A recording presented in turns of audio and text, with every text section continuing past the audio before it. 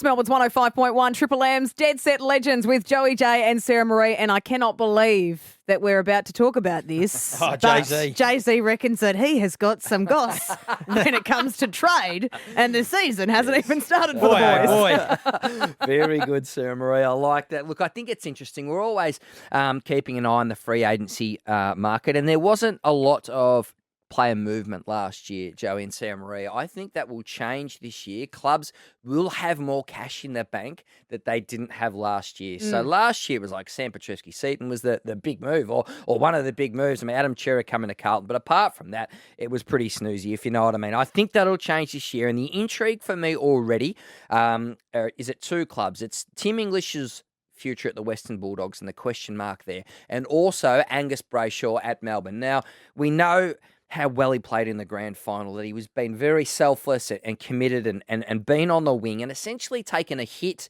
really, for the whole team. Because as a star, as a junior, Joey was taken pick number 3 as one of the best on-ballers in the country. He was prolific and he was a ball magnet.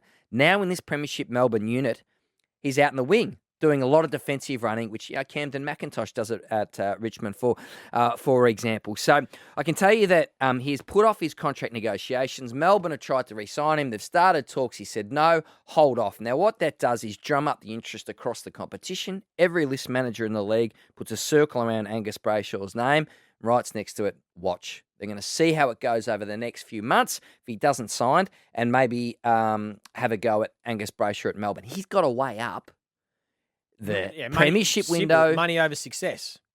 Because Melbourne is right in the thick of something. Absolutely. Yeah, and I think long? we spoke about this last season. If I'm Angus Brayshaw, success is way more important than earning a little bit extra money to go to another club. So I think with that group we've already spoken about, I can't see him leaving. I know that he probably will get maybe unders at what he could get at another club, but that's just the way it works. If you want to stay at a successful team, a team that's winning, and you've got to pay other high-profile players and better players, that's the way it is. But I think, look, for Brayshaw, he'll think about it. He'll assess his options. But if I was advising him, I'd be saying, do you want to build something really special with the group you've currently got, the group you've grown up with, the group you've been through some shocking hard times?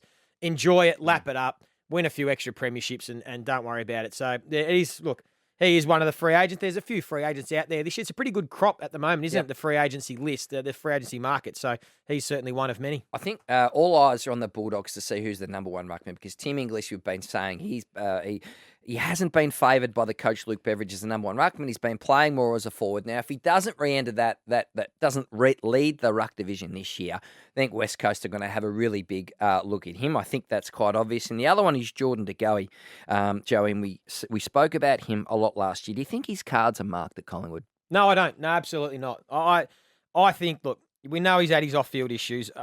He's a highly talented player, though, I think, and he's a very, very good player. You know, that last season, there are only 4 players in the competition, Sarah Marie, that averaged 20 disposals and a goal a game. Dustin Martin, Christian Petrarca, Marcus Bontempelli, and Jordan De Goey. Yeah. Right? These players do not grow on trees. I know he's got his issues, but if I was Collingwood, I'd be wanting to keep him. And if I was another club, I'd be seriously considering throwing big money at him. He is the exact prototype, the players I just mentioned, of the players that are contested ball clearance beasts that can play in the front half and kick goals. They are the match winners. They are the best players in the competition. De Goey's got that capability. And I think it's been unfair how people have assessed his football. Like, he's had some very good seasons of football. Last year was one of them. I think he was 4th in the BNF, but probably would have finished 2nd if he hadn't have missed a couple of games. He's a very good player.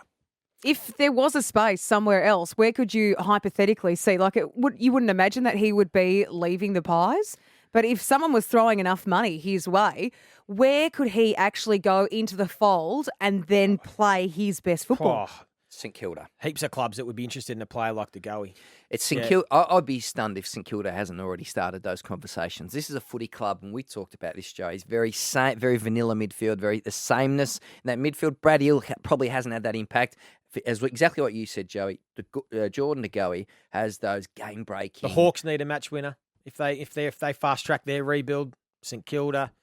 Who else? The team's just outside the top. GWS could use a player like Jordan De Goey. You're just wondering whether he's turned around his stuff off the field. Yeah. And how inside a footy club, how do you know that's happened?